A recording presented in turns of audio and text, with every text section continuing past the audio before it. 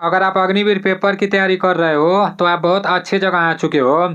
यहाँ से आपका जीके जीएस का तैयारी बहुत अच्छे तरीके से होगा। मैं आप लोगों के लिए जितना भी जीके जीएस का प्रश्न लाऊंगा वो पूरा का पूरा प्रश्न मैं आप लोगों को याद भी करा दूंगा। बस आप लोगों को लगातार रोज क्लास में डटे रहना है। देखो रोज सुबह में 7 बजे जैसे जीके जीएस का वीडियो अपलोड हो जाता है और ये वीडियो ज़्यादा लंबा नहीं रहता है, 15 से 20 मिनट का वीडियो रहता है और 15 से 20 मिनट में पूरे 30 क्वेश्चन मैं आप लोगों को करा देता हूँ। तो ये छोटा मोटा क्लास आप लोग को मतलब रोज कर ही लेना है, ठीक है ना। ज़्यादा लंबा क्लास नहीं है, छोटा ही क्लास है, लेकिन पूरे 30 क्वेश्चन रहने वाले हैं। तो रोज आप लोग को क्लास करना है, ठीक है ना। जितने भी आप लोग के सामने नए प्रश्न देखने को मिलेंगे, चाहे करंट अफेयर्स के प्रश्न रहेंगे, मतलब जीके में से कोई प्रश्न रहेंगे या जीएस में से कोई प्रश्न रहेंगे, जितने भी नए प्रश्न देखने को मिलेंगे ना, तो वो सिर्फ एक ही बार नहीं देखने को मिलेंगे, मतलब कई बार वो देखने को मिलेंगे, जिससे आपको हमेशा हमेशा के लिए याद हो जाएगा। देखो जितने लोगों को भी जीके जीएस याद रहता है ना, मतलब एक बार में तो किसी को नहीं याद हो पाता है। जैसे बार बार उसको पढ़ना पड़ता है, बार बार उसको देखना पड़ता है, तभी वो याद हो पाता है। तो इसलिए जितने लोग अभी नए नए हो ना, तो ये चैनल आप लोगों के लिए बहुत अच्छा है। जितना भी प्रश्न लाऊंगा आप लोगों को मतलब याद करा कर दम लूंगा। भर्ती से पहले, पेपर देने से पहले पूरा का पूरा आप लोग को याद करा दूंगा, ठीक है ना। चलते हैं अपने प्रश्नों की तरफ। जितने लोग लगातार इस चैनल से जुड़ के पढ़ाई करते हैं उन लोग को ये बात पता भी होगा कि मैं जितना भी प्रश्न कराता हूँ जैसे हमेशा रिपीट करा करा के और उसको याद भी करा देता हूँ। देखो बस मैं ये सोचता हूँ ना, भले से मतलब 100 क्वेश्चन, जैसे कई बार 100 क्वेश्चन को कराएं, लेकिन ये पूरा का पूरा आपके दिमाग में फिट होना चाहिए, मेरा यही मकसद रहता है, ठीक है ना। ये नहीं कि मतलब पूरा 1000 क्वेश्चन करा दें, 2000 क्वेश्चन करा दें और इसमें से आपको ये मतलब 100 क्वेश्चन भी ना पता हो, 50 क्वेश्चन भी ना पता हो। तो मैं ये नहीं सोचता हूँ, मैं सोचता हूँ कि मैं जितना भी प्रश्न आप लोग के सामने लेकर आऊँ ना, वो पूरा का पूरा मैं आप लोग को याद करा दूँ, ताकि आप कहीं भी जाकर टेस्ट लगाएं, कहीं भी पेपर देने जाएं, तो ये प्रश्न जब भी देखने को मिले तो ये प्रश्न ना गलत हो। तो इसलिए मतलब मैं जैसे कोई भी प्रश्न कराता हूँ तो रिपीट कराते रहता हूँ। चलते हैं अपने प्रश्नों की तरफ। पहला प्रश्न है कि राजस्थान के नए मुख्यमंत्री कौन है, लिख कर रख लो। जो इंडियन आर्मी जीडी का पेपर होगा या ट्रेडमैन का पेपर होगा या डब्ल्यूएमपी का पेपर होगा, उसमें करंट के जो प्रश्न पूछे जाएंगे ना, लिख कर रख लो कि ये प्रश्न पूछे जाएंगे, ठीक है ना। राजस्थान के नए मुख्यमंत्री कौन बने हैं और जितने भी राज्य में मतलब चुनाव हुआ है, जितने भी राज्य के नए मुख्यमंत्री बने हैं, तो वहां से एक प्रश्न देखने को मिलेंगे, ठीक है ना। तो ये आप लोगों को पता होना चाहिए। राजस्थान के नए मुख्यमंत्री कौन बने हैं, भजन लाल शर्मा, प्रेम सिंह तमांग, नेफ्यू रियो, अशोक गहलोत है। तो इसका राइट आंसर क्या हो जाएगा, इसका राइट आंसर भजन लाल शर्मा हो जाएगा, ठीक है ना। राजस्थान के नए मुख्यमंत्री कौन बने हैं, तो राजस्थान के नए मुख्यमंत्री भजन लाल शर्मा जी हैं, ठीक है ना।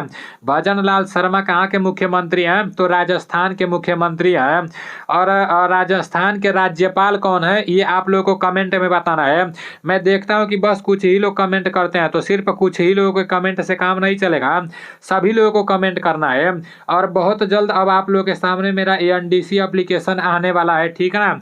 अब ज़्यादा टाइम नहीं लगेगा, अब कभी भी कल परसों चौथे रोज मतलब 2-3 दिन के अंदर में कभी भी मैं जैसे एएनडीसी एप्लीकेशन लॉन्च कर सकता हूँ।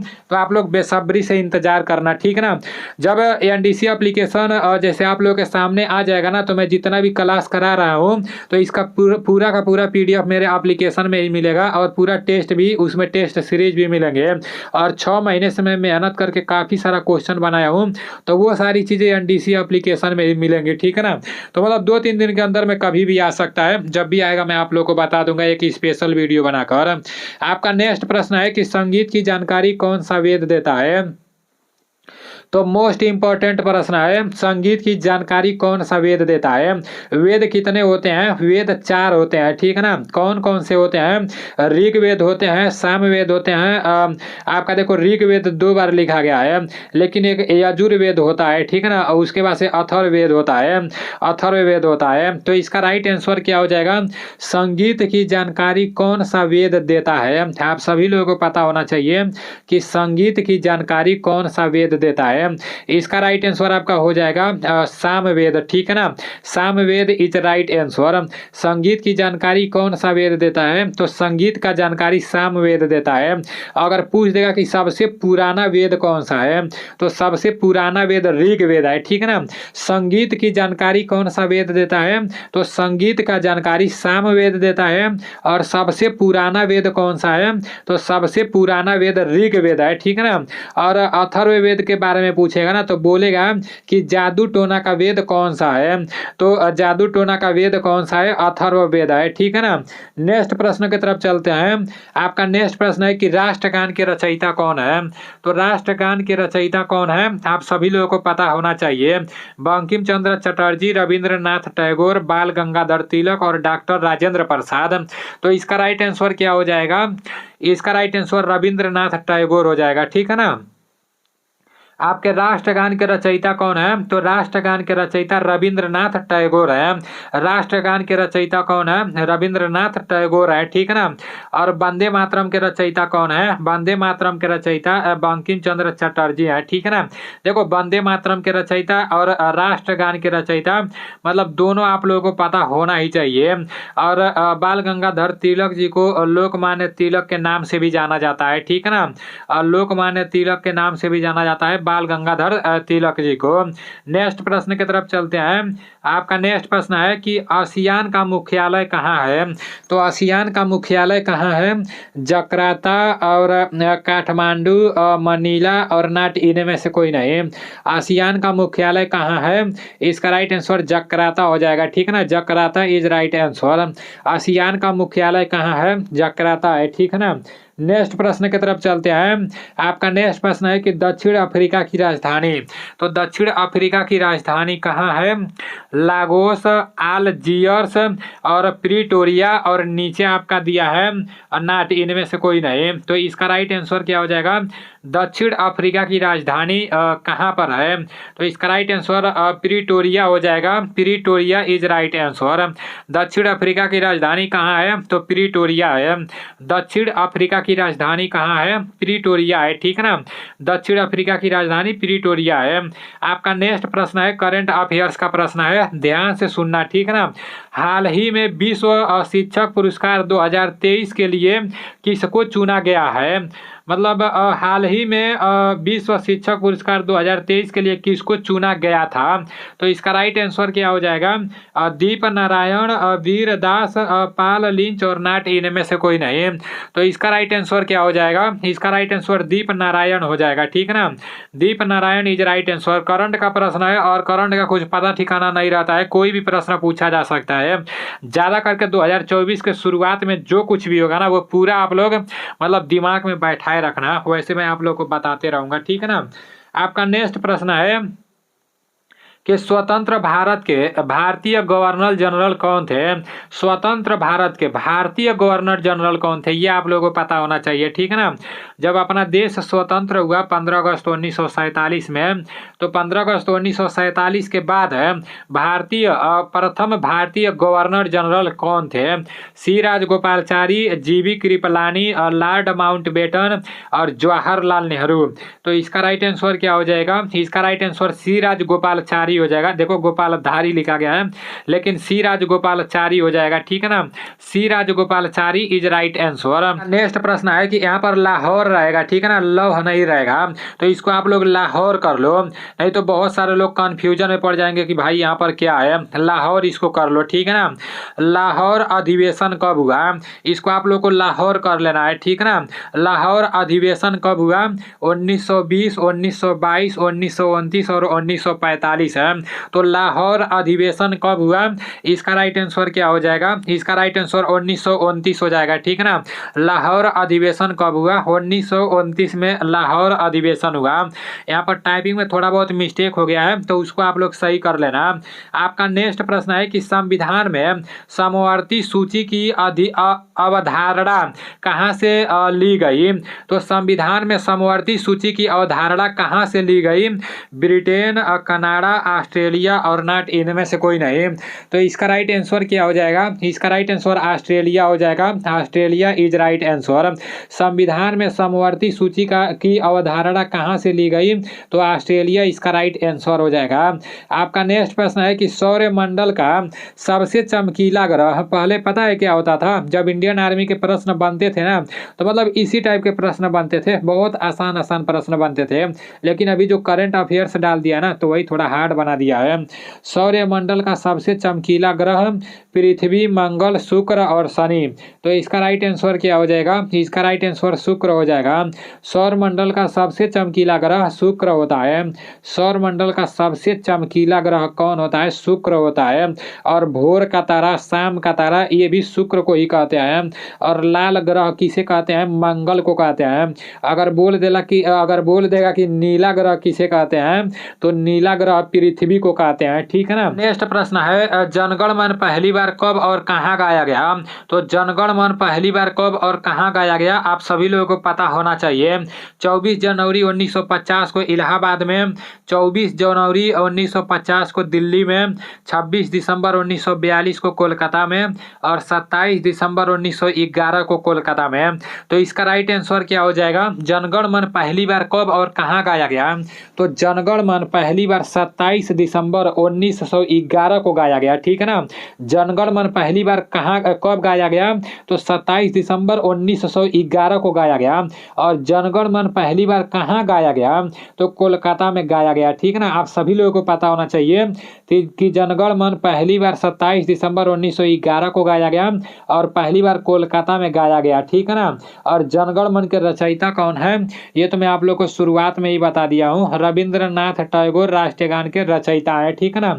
नेक्स्ट प्रश्न की तरफ चलते हैं। आपका नेक्स्ट प्रश्न है कि ईवीएम का पूरा नाम क्या है? इस बार जीडी के पेपर में पूछा गया था। ठीक है ना। इस बार अग्निवीर जीडी के पेपर में प्रश्न पूछा गया था। जीडी का फुल फॉर्म होता है जनरल ड्यूटी। तो ईवीएम का पूरा नाम क्या है? Electronic voting machine, electronic working machine और इलेक्ट्रॉनिक वायर मशीन, नॉट इनमें से कोई नहीं। तो इसका राइट आंसर क्या हो जाएगा? इसका right answer electronic voting machine हो जाएगा। ठीक है ना। ईवीएम का पूरा नाम क्या है? तो इलेक्ट्रॉनिक वोटिंग मशीन इसका राइट आंसर हो जाएगा।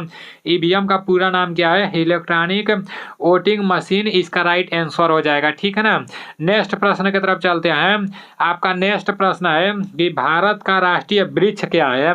तो भारत का राष्ट्रीय वृक्ष क्या है आप सभी लोगों को पता होना चाहिए। अशोक, पीपल, देवदार और देवदार यहाँ पर रहेगा, देवदार यहाँ पर रहेगा। ठीक है ना। भारत का राष्ट्रीय वृक्ष क्या है? बरगद। तो इसका राइट आंसर बरगद ही हो जाएगा। अपने भारत का जो राष्ट्रीय वृक्ष है तो वो बरगद है। ठीक है ना। भारत का राष्ट्रीय वृक्ष बरगद है। यहाँ पर नेक्स्ट प्रश्न है कि भारतीय रुपया चिन्हों का डिजाइन किसने बनाया? तो भारतीय रुपया चिन्हों का डिजाइन किसने बनाया? तो इसका राइट आंसर आपका हो जाएगा डॉक्टर उदय कुमार। ठीक है ना। डॉक्टर उदय कुमार जी ने भारतीय रुपया चिन्हों का डिजाइन बनाया। ठीक है ना। नेक्स्ट प्रश्न की तरफ चलते हैं। आपका नेक्स्ट प्रश्न है और बड़ा फेमस प्रश्न है, आर्मी का बड़ा फेमस प्रश्न है, पहले बहुत पूछा जाता था कि प्रसिद्ध दिलवाड़ा के जैन मंदिर कहाँ स्थित है? प्रसिद्ध दिलवाड़ा के जैन मंदिर कहाँ स्थित है? मध्य प्रदेश, राजस्थान, तमिलनाडु और हरियाणा। इसका राइट आंसर आपका राजस्थान हो जाएगा। प्रसिद्ध दिलवाड़ा के जैन मंदिर कहाँ स्थित है?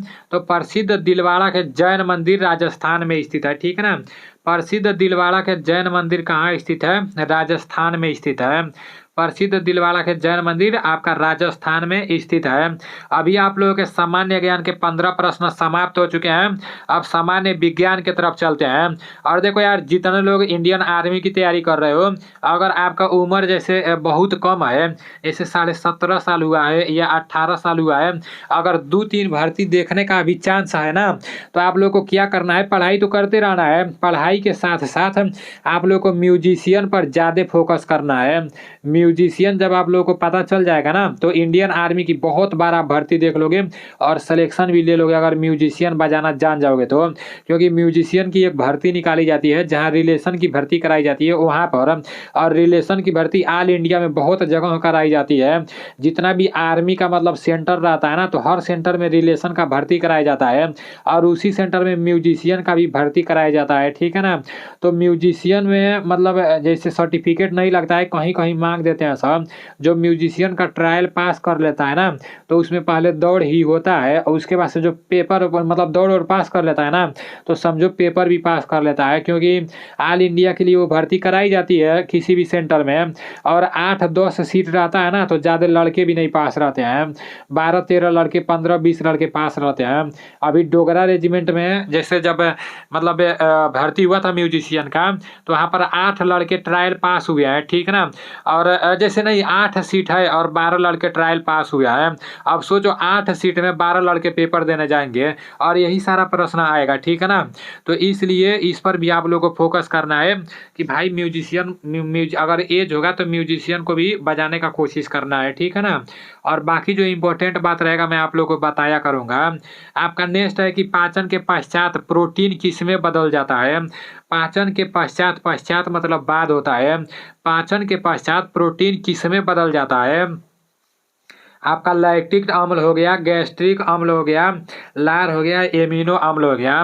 तो इसका राइट आंसर आपका एमिनो अम्ल हो जाएगा। एमिनो अम्ल इज राइट आंसर। पाचन के पश्चात प्रोटीन किस में बदल जाता है तो एमिनो अम्ल में। पाचन के पश्चात प्रोटीन किस में बदल जाता है एमिनो अम्ल में। नेफ्रोलॉजी का संबंध किससे है, कंकाल, पाचन, उत्सर्जन और श्वसन है। तो इसका राइट आंसर क्या हो जाएगा, नेफ्रोलॉजी का संबंध किससे है तो नेफ्रोलॉजी का संबंध उत्सर्जन से है, ठीक है ना। नेफ्रोलॉजी का संबंध उत्सर्जन से है। नेफ्रोलॉजी का संबंध किससे है उत्सर्जन से है। नेक्स्ट प्रश्न है श्वसन से संबंधित बीमारी है, निमोनिया, सिलिकोसिस, टीबी और उपयुक्त सभी। तो इसका राइट आंसर क्या हो जाएगा, इसका राइट आंसर सब हो जाएगा, ठीक है ना। श्वसन से संबंधित बीमारी ये सब है। तो नेक्स्ट प्रश्न की तरफ चलते हैं। आपका नेक्स्ट प्रश्न है कि कौन सी ग्रंथि हृदय के पास पाई जाती है, थाइमस ग्रंथि, अग्नाशय ग्रंथि, एड्रीनल ग्रंथि और पीनियल ग्रंथि। तो इसका राइट आंसर क्या हो जाएगा, कौन सी ग्रंथि है जो हृदय के पास पाई जाती है। तो कौन सी ग्रंथि हृदय के पास पाई जाती है, थाइमस ग्रंथि हृदय के पास पाई जाती है, ठीक है ना। थाइमस ग्रंथि हृदय के पास पाई जाती है। आपका नेक्स्ट प्रश्न है कि नवजात शिशु की नब्ज दर प्रति मिनट है।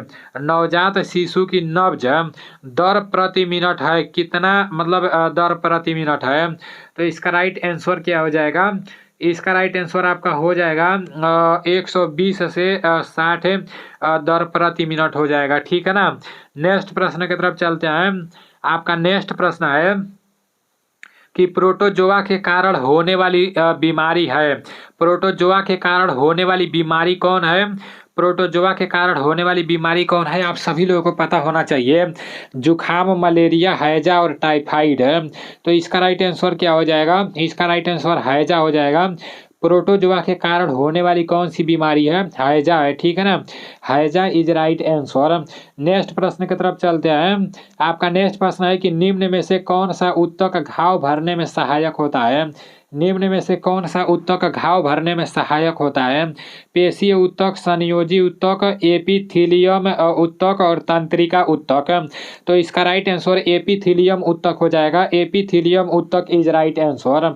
एपिथीलियम उत्तक इज राइट आंसर। आपका नेक्स्ट प्रश्न है कि निम्न में से कौन सी तरंग को माध्यम की आवश्यकता होती है।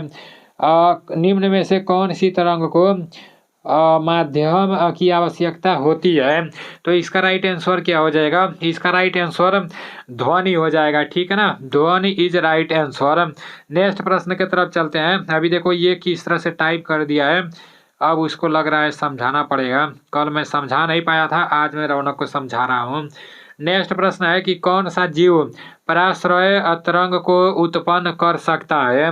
तो इसका राइट आंसर क्या हो जाएगा, चूहा, शेर, चमगादड़ और बंदर है। इसका राइट आंसर चमगादड़ हो जाएगा, ठीक है ना।